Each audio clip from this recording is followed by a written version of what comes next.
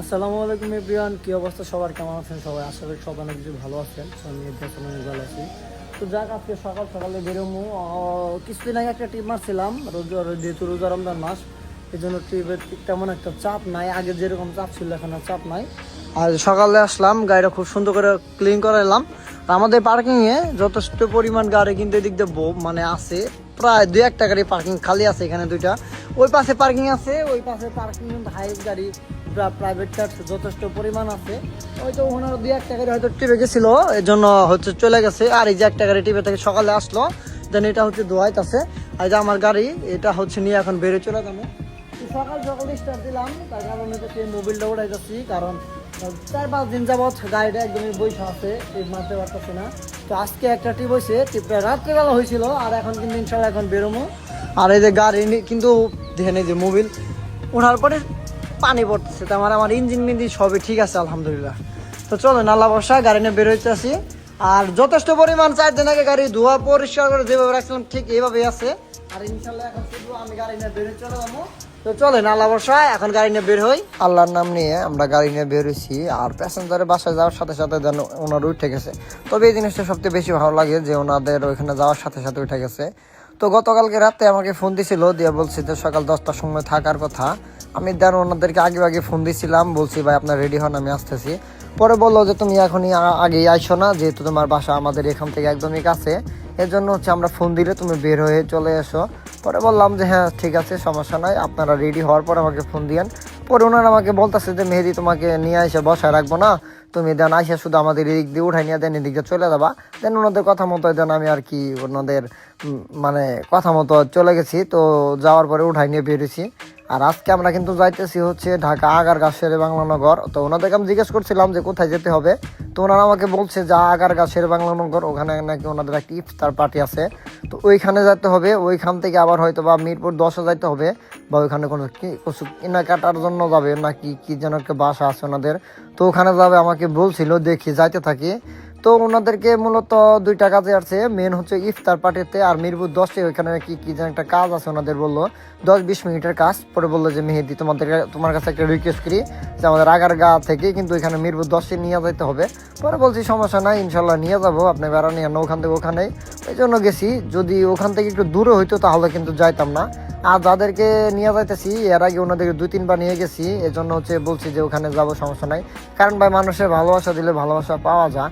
যেমন ওনাদের একটা কাজ হঠাৎ করে আটকে গেছে, আমাকে বললো গাড়িতে ওঠা, পরে বলছি সমস্যা নাই, নিয়ে যাবো ইনশাল্লাহ। যাক আলহামদুলিল্লাহ, আমরা পাম্পে থেকে গ্যাস নিয়ে আসছি। আর আসার পরে দেন হচ্ছে বুট বাজারের একটু আগে দাঁড়াইছি, এই যে জাতীয় বাংলাদেশ উন্মুক্ত বিশ্ববিদ্যালয় মানে এটার সামনে আর কি দাঁড়াইছি মসজিদে যাওয়ার জন্য। আর আমাদের গাড়ি কিন্তু আজকে অনেকগুলো গাড়ি আছে, 5-6টা গাড়ি আছে। এখানে একটা, তারপর ওই যে পিছনে এই যে ভক্তবিন্দুর গাড়ি। ভক্তবিন্দু কি অবস্থা আপনার, কেমন আছেন? আল্লাহ রোজা রমজানের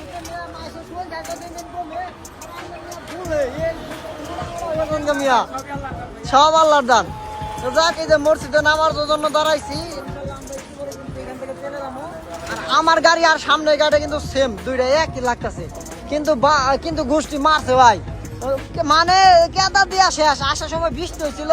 আর এই গাড়ি কিন্তু আর আমার গাড়ি কিন্তু পুরো একদম হুবাহু সেম। তো চলো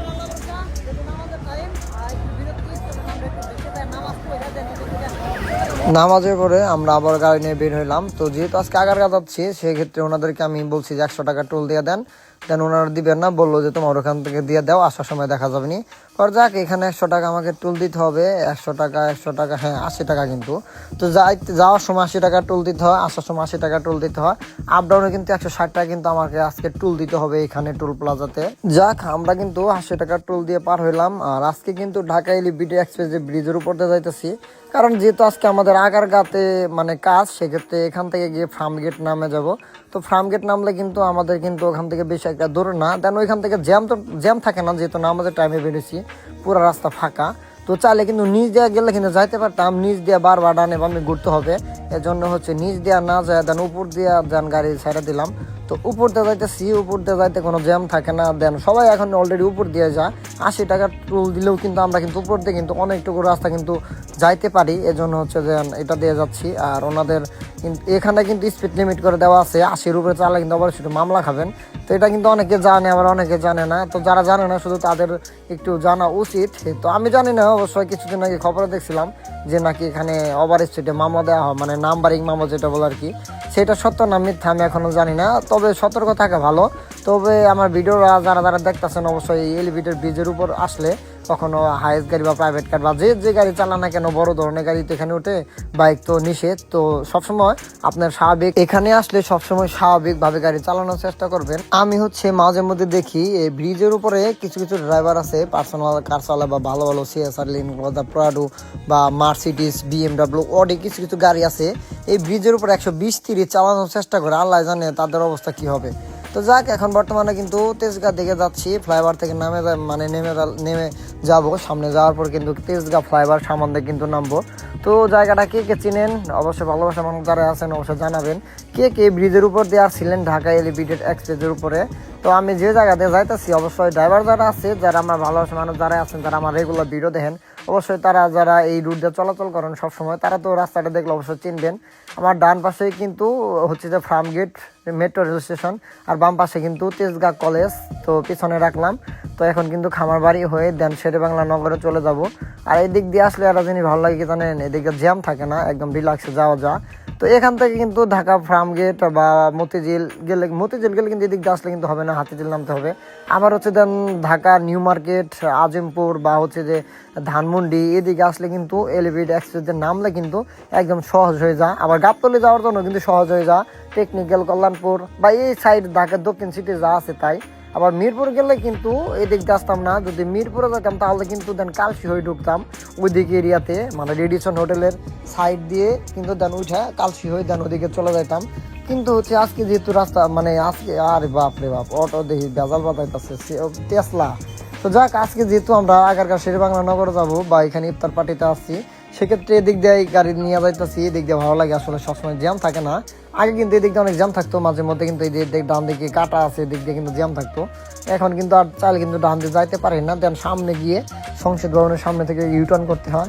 তো এই জিনিসটা ভালো লাগছে। ঢাকায় কিছু কিছু জায়গায় কিন্তু জায়গায় জায়গায় অনেক জায়গায় কাটা বন্ধ করে দেওয়াতে অনেক জ্যাম কমছে, আবার যেখানে ইউটার্ন ওইখানে কিন্তু অনেকটা জ্যাম লাগে যায়।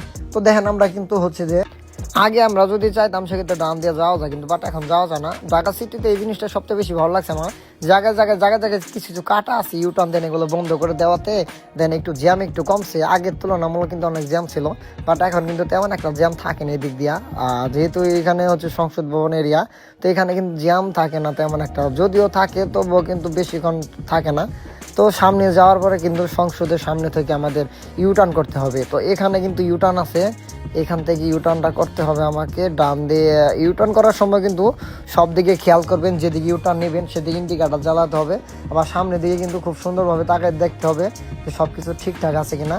সব কিছু দেখে শুনে কিন্তু রাস্তা পারাপার হবেন, বা সব কিছু দেখে শুনে কিন্তু ইউটার্ন নেবেন, বা হচ্ছে যে সব কিছু দেখে শুনে কিন্তু গাড়ি চালাইতে হয়। তারপরে মাঝে মধ্যে ভুল হয়ে যায়, মানুষ মাত্রই ভুল।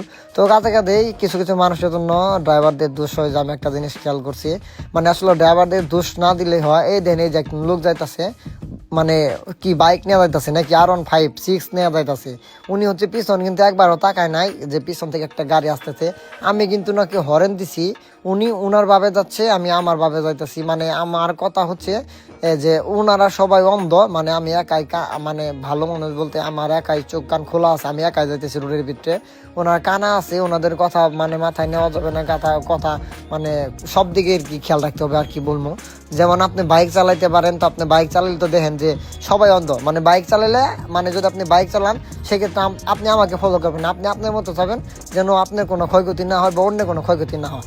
সেমভাবে আমরাও কিন্তু একইভাবে যাই, যেন আপনি বাইক চালাইতেছেন আমরা কিন্তু আপনাকে মনে করি না আপনি আমাদের মানে আপনি আমাদের দেখতেছেন, বরং আমি আপনাদেরকে দেখা গাড়ি নিয়ে যাইতেছি। আবার যখন আমরা আবার বাইকে উঠি বা বাইক চালাই, তখন আমরা মনে করি কি হায়েস্ট গাড়ি অন্ধ, মানে হাইস গাড়ি অন্ধ, আমরা একাই ভালো মানুষ আমরা চালাইতেছি, এ হচ্ছে অবস্থা। তো চলুন কাছাকাছি চলে আসছি, দেখি কোনটা বিটটা যাওয়া যায়। আর বর্তমানে কোথায় আছি তো আপনারা জানেনি, বিজয় সরণি চলে আসছি।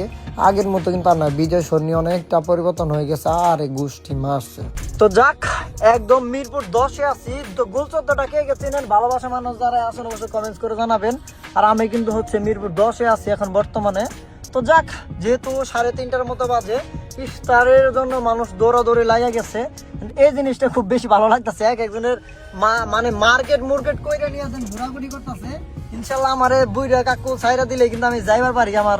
তো যাক, এখানে একটু হালকা পাতলা সিগন্যাল থাকবে, 10-5 মিনিট একটু থাকবে আর কি, তারপর দেন কিন্তু ছাইরা দিলে কিন্তু অনার সিগন্যাল আমরা যাইতে পারবো। তো দেখেন চান্দি মান্দি ওরা আলাই দিছে, পুইরা মুইরা ছাই করে দিছাল। ওই হিসাবে আমরা আছে, মানে কোনো কিছু মানে ঘর ছিল আগে, রুম ছিল কিন্তু 5 তারিখের আগে, আর এখন কিন্তু এখানে নাই। ফ্লাইওভার ব্রিজের উপর কিন্তু দোকানপাট ছিল, তাও কিন্তু নাই। এই জিনিসটা ভালো লাগলো। তো দেখি একটু সিগনালে আছি, তবে এখান থেকে খুব দ্রুত সিগন্যাল পার হইলে দেন ওইখানে বাম পাশে রোডে দাঁড়াইতে হইব। কারণ যাত্রী নামাই দিলাম এখানে, কিছু মার্কেট করতে গেল, মানে কেনাকাটা করতে গেছে, এর জন্য হচ্ছে ওনাদেরকে সবাইকে নামাই দিছে এই জায়গা। তো যাক, জায়গাটা খুবই ভালো লাগতেছে। অনেকদিন পর মিরপুর 10-এ আসলাম, আর এই গোষ্ঠী মারছে গাড়ি সিরিয়ালে সুদনে এক একটা বাঁচতেছে না, শুধু গাড়ি যাইতেছে আমাদেরকে ছাড়তেছে না। চাচ্ছি একটু ছাড়ে দেন না। হ্যাঁ ঠিকই আছে। তো যাক, জায়গাটা চিনেন, ভালোবাসার মানুষ যারা আসেন অবশ্যই জায়গাটা চিনেন, অবশ্যই কমেন্টস করে জানাবেন। মিরপুর 10-এ একটা কাজ ছিল, কাজ শেষ করার পর চলে আসলাম জাতীয় সংসদ সচিবালয় আবাসিক কমপ্লেক্স। তো এটা হচ্ছে শেরে বাংলা নগর। তো জায়গাটা কে কে চিনেন অবশ্যই ভালোবাসার মানুষ যারা আছেন অবশ্যই এর আশেপাশে যদি কেউ থাকেন বা জায়গাটা যদি কেউ চিনে থাকেন অবশ্যই কমেন্টস করে জানাবেন। তো আমাদের গাড়ি কিন্তু আরো চলে আসছে। তো দেখি এখানে গাড়িটা হচ্ছে ওনাদেরকে নামাই দিয়ে দেন, গাড়িটা হচ্ছে পার্কিং করি। তো যাক, আলহামদুলিল্লাহ আমরা ঠিক গাড়ি চেপে ফেলাম। আর আমাদের এখানে কিন্তু অনেকগুলা গাড়ি আছে, বাট এটা আমার গাড়ি, এটা আরেকজনের গাড়ি। আর এই যে এটা হচ্ছে এই যে আমার মোটু দাদার গাড়ি না, মোটু দাদা পেয়ারটা তো সেই মিয়া তোমার। আর এই যে আমাদের ওই যে বড় ভাই ওখানে আছে, ইফতারে একা একাই খাবেন ভাই, আমাকে দিবেন না, আমাকে দিবেন না ভাই। কেমন আছেন বড় ভাই, ভালো আছেন না? কেমন আছে আপনার হুজুর মুন্সি? আবার একদিন আহনা কম এলাকা থেকে। তো যাক, আমরা 5-6 জন ড্রাইভার আছি, যার গাড়ি ইফতার কিন্তু ড্রাইভারকে দিয়ে দেওয়া হয়েছে। আর আমার গাড়িতে ইফতার কিন্তু আমাদের দুইজনের ইফতার ওখানে রাখছি। আর আমাদের ইফতারের পরে কিন্তু আমরা এই জায়গা থেকে চলে যাবো। বাট এই যে তুমি উপর উঠাই দিও না, একটু পরে কিন্তু চলে যাবো। দেন ইফতারের পরে আমরা কিন্তু আর লেট করবো না। তো চলেন আবার যদি ইফতার কোনো ওয়েট করি, দেখি বৃষ্টিটা আমরা একটু চিন্তা ভাবনা করতেছি। ইফতারের পরে ঢাকা থেকে বেরিয়ে পড়লাম। আর আজকে যে পরিমাণ বৃষ্টি ভাই, জায়গায় জায়গায় বৃষ্টি হইতাছে, মানে এই জিনিসটা খুবই ভালো লাগতেছে। তো আসার সময় কিন্তু ঢাকা এলিভেটেড এক্সপ্রেসের উপর দিয়ে আসছিলাম, আর যাওয়ার সময় কিন্তু ঢাকা এলিভেটেড এক্সপ্রেসের উপর দিয়ে যাচ্ছি।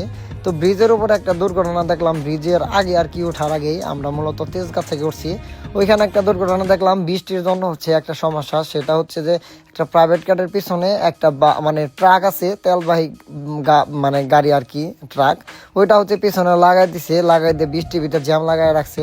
তো কাজে আমি সবাইকে বলবো যারা বৃষ্টির মধ্যে গাড়ি চালান ভাই, খুব কেয়ারফুল গাড়ি চালাবেন। কারণ হচ্ছে বৃষ্টির ভিতরে কিন্তু ভাই ব্রেক হয় না। কারণ কিছু ট্রাক বা বাস বা ছোট গাড়ি যেগুলো আছে এগুলা কিন্তু ব্রেক হয় না। মানে এক কথায় ধরতে গেলে কোনো গাড়ি এক কথায় বলতে গেলে কোনো গাড়িতে কিন্তু মানে ব্রেকটা ঠিকভাবে হয় না। সেটা হচ্ছে যে মানে বৃষ্টির ভিতরে চাকা স্লিপ দিয়ে একদিকে ব্রেক মারা আরেকদিকে চলে যায়। তো কাঁধে সবসময় চেষ্টা করবেন বৃষ্টির মধ্যে খুব কেয়ারফুল গাড়ি চালানোর চেষ্টা করবেন ভাই। কারণ বৃষ্টির ভিতরে আসলে পারাবাড়ি করে কেউ কখনো গাড়ি চালাবেন না। অনেক ড্রাইভার আছে আমি দেখছি বৃষ্টির ভিতরে ভাই মাথা ঠিক থাকে না, রাস্তা ফাঁকা থাকে, যত জোরে পারে গাড়ি চালা, কিন্তু গাড়িতে স্লিপ দিবে বা এটা কখনো মানে কল্পনাও করে না যে গাড়ি যদি একদিকে চলে যাইতে পারে, একটা হার্ড ব্রেক মারলে গাড়ি ব্রেক নাও হতে পারে। এটা কয়জনে বা চিন্তা করে বলেন? এটা আসলে অনেক ড্রাইভার বুঝে না, মানে আমি বুঝি যেটা আর কি, অনেক ড্রাইভার আসলে সব বুঝে না আর কি। কিছু কিছু নিয়ম নীতি আছে বা যেটা মানে সবসময় সবভাবে কাজে লাগানো যায় না। তো যাক, আলহামদুলিল্লাহ আল্লাহর কাছে লাখ লাখ শুকরিয়া আদায় করি, এই বছরে এই ফার্স্ট বৃষ্টি হইতেছে, অনেক বৃষ্টি হইতেছে ঢাকাতে। তো আজকে হচ্ছে ঢাকাতে অনেক বৃষ্টি। তো ভালোবাসা মানুষ যারা আছেন, যারা ঢাকা ভিতরে আছেন জানায়েন। তো যাই হোক, রাত্রেবেলা চলে আসছিলাম, আর আসার পথে এত পরিমাণ বৃষ্টি ছিল, ঢাকাতে অনেক বৃষ্টি হয়েছে। তো আমার গাড়ির লুকটা কিন্তু চেঞ্জ হয়ে গেছে। দেখেন সামনের মাথা দিয়ে একদমই পুরাই একদম কাদা দিয়ে শেষ। শুধু কাদা না, এগুলো রাস্তার যে ময়লা আছে দেন এগুলা, বৃষ্টি কম হয়েছে, বাট যদি জোরে বৃষ্টি হইতো সেক্ষেত্রে সবকিছু ধুয়ে নেমে মানে পড়ে যেত। বৃষ্টি হয়েছে হচ্ছে আপনার স্লো বৃষ্টি হয়েছে, আর যা কাদা আছে এগুলা সব রাস্তার ময়লা, যা আছে সব হচ্ছে রাস্তার ময়লা। মানে রাস্তার ভিতরে গাড়ি চলে যে পিসের যে ময়লাগুলো যেগুলো থাকে ওগুলা, কারণ অনেকদিন পরে ঢাকাতে আজকে বৃষ্টি, রাত্রেবেলা বৃষ্টি হয়েছে, বৃষ্টি একদমই শেষ। তো ঢাকা থেকে পুরো গাড়ি মানে আসার সময় এত পরিমাণ বৃষ্টি ছিল, বৃষ্টি থেকে মানে মানে যে গাড়ি চলে যে ধোয়া ময়লা যে একটা থাকে রাস্তার মধ্যে সেম্পির ভিতরে, ওগুলা সব গাড়িতে বসে। আর দ্বিতীয় কথা হইতেছে পোলা পানে গাড়ির দাগায় ভাই কি করে লাইছে বাড়ির সামনে দেখেন, এই কি কম পোলা পানে রাখলে ভাই কইলে শুনে না, বুঝছেন এই অবস্থা। তো চলেন হাল্লা বর্ষা এখন গাড়ি নিয়ে বেড়ে যায়। এই টুনটুনে কেরা দাগাইছে গাড়ির মধ্যে? আজকে বিকেল বেলা বাই করবো, আজকে বিকেল বেলা বাই করবো কেরা জানি, আরে গোষ্ঠী মারছে। যাক ফোন আসছে, চলেন গাড়ি স্টার্ট দিয়ে দেন এখান থেকে বের হই। হাল্লা নাম নিয়া লুকিং গ্লাসটাও ছাড়াই নিতেছি। কে যেন ফোন দিতেছে বারবার, একটা ফোন কাইটা দিলাম আমি, তারপরে ফোন দিতে আছে। মানুষ আসলে বোঝে না যে ভাই একটা ফোন কাইটা দিলে তো ব্যস্ত আছি, এই জিনিসটা বোঝে না। এই কেন দেখাইছে আমাকে মধ্যে? দেখাইছে কেরা? হ্যাঁ কেরা দেখাইছে কের মধ্যে? শোয়া কেরা? ওই শো আর ধরে নিয়ে আজকে ওর ব্যাংকে ভাড়ালাম, আজকে গোষ্ঠী মারি দেবো, আজকে পোলা পিছিয়ে পোলা গাছ দাগাই কি করে লাইছে না। তো চলেন আল্লাহ বর্ষা, মোবাইলটা ওটা শেষ হলে এখান থেকে বের হয়ে যায়। যাই হোক পার্কিং থেকে বের হয়ে দেন গাড়ি ওয়াশ করতে চলে আসলাম। আজকে হচ্ছে বড় ভাইয়ের ডগে আসলাম, মানে যেখানে রেগুলার আর কি দুই না, দেন ওইখানে আসলাম। দেন সবসময় কিন্তু আমাদের পার্কিং এর বিটে যে ডগ আছে ওইখানে দুই, আর আজকে দোয়ার কারণ হইতেছে গাড়িতে অনেক কাদা, এই জন্য হচ্ছে যে ডগে নিয়ে আসলাম। তার নাহলে কিন্তু ডগে আসলাম না, পার্কিং এর ডগ আছে ওইখানে দুইতাম। আর এখানে কিন্তু হাই স্পিড মেশিন দিয়ে ধুয়ালাম, আচ্ছা টাগও দুইতেছে একটা। ভাই কৌজল ভাই কই গেছে গা? হাই স্পিড দিয়ে আমাকে এটা দুইতো আজকে পুরা একবারে গোষ্ঠী মারছে ভাই, গাড়ি চেহারা গাড়ির দিকে তাকানো যাচ্ছে না, এইরকম অবস্থা। তো চলেন আল্লাহ ভরসা গাড়ি একটু ক্লিন করাই তবু। গাড়ির ভিতরে ময়লা নাই, বাইরে ময়লা আছে বেশি, আর এখানে ডর করে।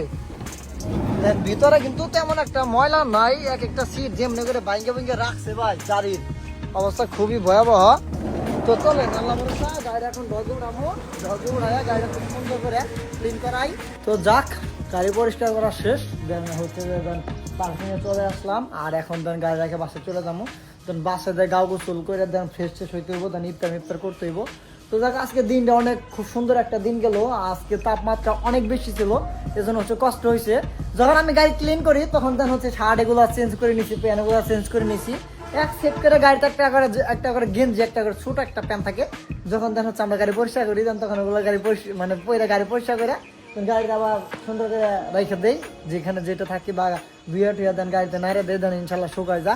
তো যাক আজকে পর্যন্তই, আর বেশি একটা ভিডিও বড় করতে চাই না, কারণ আমগো পার্কিং এ যথেষ্ট পরিমাণ সব হাইস গাড়ি বসা আছে। যেহেতু রমজান মাস এজন্য হচ্ছে টিভের বাজারটা একদমই খুবই খারাপ যাইতেছে। তো ইনশাল্লাহ বাজার কিন্তু সামনে দাঁড়াইবো ইনশাল্লাহ। তো যাই গতকালকে ঢাকা গিয়েছিলাম, তো দেখছেন ঢাকা আগারগাঁও গিয়েছিলাম, যেখানে আগারগাঁ পশ্চিম আগারগাঁ। তো এখানে ভাড়া ছিল হচ্ছে 6,500 টাকা ভাড়া ছিল, আর 200 টাকা বকশি দিচ্ছিল এক্সট্রা, বকশি জ্বালা বাদ দিলাম। আর যাইতে 100 টাকা টোল লাগছে, আসার সময় 100 টাকা টোল লাগছে, মানে এলবিডি এক্সপ্রেস টোল কিন্তু 80 টাকা, আপ ডাউনে কিন্তু 160 টাকা কিন্তু টোল চলে আসে। তো যাক 200 টাকায় টোল ধরলাম, আর 1800 টাকার গ্যাস, তাহলে 2000 টাকা খরচ, 1000 টাকা খোরাকি, 3000 টাকা হলো সব মিলে খরচ, আর 3000 টাকা কিন্তু মালিক ইনকাম। তো এই মাসে কিন্তু টিপ বেশি একটা মারতে পারি না, হাতে কোনো 4-5টা বা 2-3টা টিপ মারছে এরকম আর কি। তো রমজান মাস টিপ নাই। তো যাই আবারও দেখা হবে অন্য কোনো ভিডিওতে। আল্লাহ হাফেজ।